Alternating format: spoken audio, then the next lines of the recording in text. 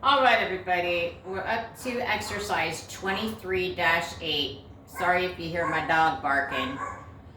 We're going to do direct labor variances, and we're going to do both the rate variance, which has to do with differences in the amount per hour we're paying our employees, and the time variance, which has to do with looking at the standard time to make something as opposed to the actual time.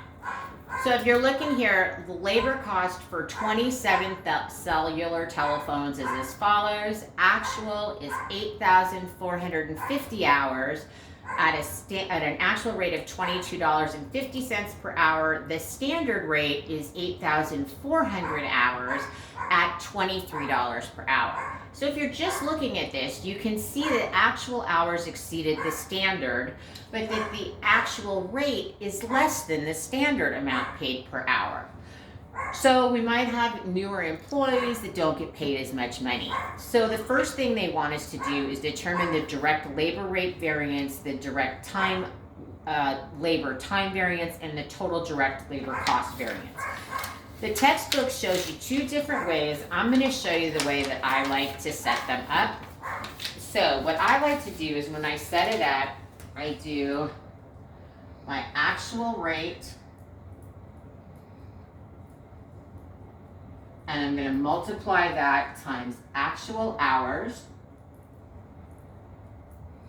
So that's going to be one component.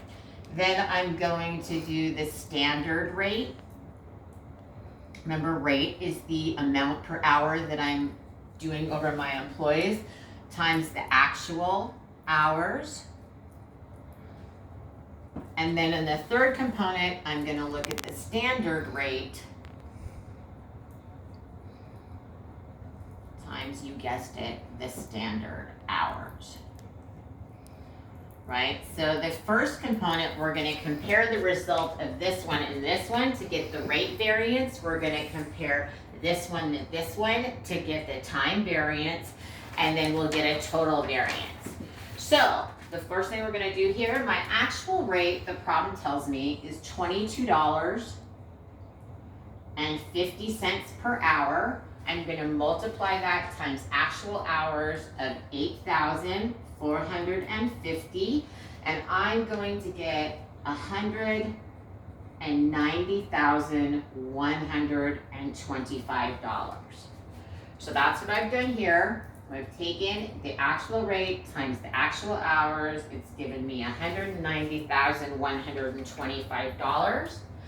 I'm now going to take that standard rate per hour, which is $23 per hour.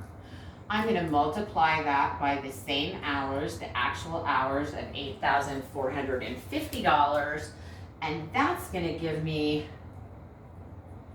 $194,350. So when I do this, this is going to give me my direct labor rate variance when I'm looking at the difference between the two. So I'm going to subtract my actual from what the standard would be at the same hours. I'm going to end up with a negative number. We know that's going to be favorable, right? So we're going to get, let me put it here so you can look at it in your notes. I'm going to do the $190,125, subtract from that $194,350. That's going to give me negative $4,225, and that's going to be favorable. So that's my direct labor rate variance. So that's based upon what I paid for these hours compared to what I expected to pay for these hours. Now what I'm going to look here is I'm going to do the time variance and go, this is how much time compared to what the standard time should have been. So I've already got my standard rate times my actual hours. So now I'm going to do my standard rate of $23 per hour, and I'm going to multiply that times the standard hours of 8,400 hours. That's going to give me an amount that is $193,200. So the standard rate times the standard hours is less than the standard rate times the actual hours. So this means I'm going to end up with a direct labor time variance that's going to be unfavorable. I'm going to get a positive number when I do my math. I'm going to take the $194,350 and subtract the $193,200, and that's going to give me a positive $1,150 unfavorable, right? But now we need to calculate out what the total direct labor variances are. So now I'm going to do these two together to get the total direct labor variance. And to do that, I'm going to take my negative, my favorable variance of 4,000, oops, I want to make sure you can read it, $4,225. I'm going to actually add the positive 11,050, right? How our math is going to work. And that's going to give me a negative $3,075. And that's going to be favorable. So remember, all I did here is we had a negative number here. This is a positive. That's why it's added.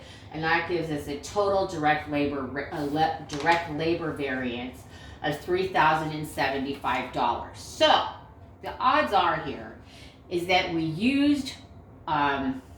paid less because the employees weren't as experienced, which resulted in the time variance because they needed more hours to finish the job.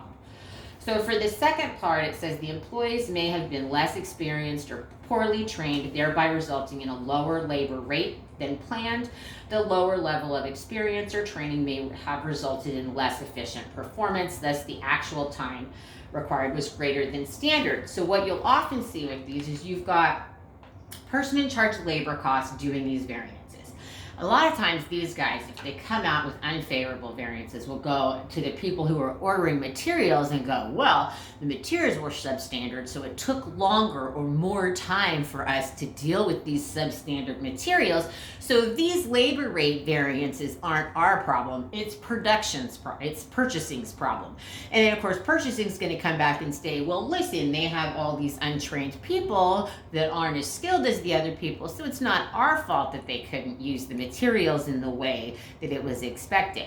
So you'll often see that go back and forth. But this is where you start to really see things at a real, when you first start working, these are the types of problems and things you'll start to see.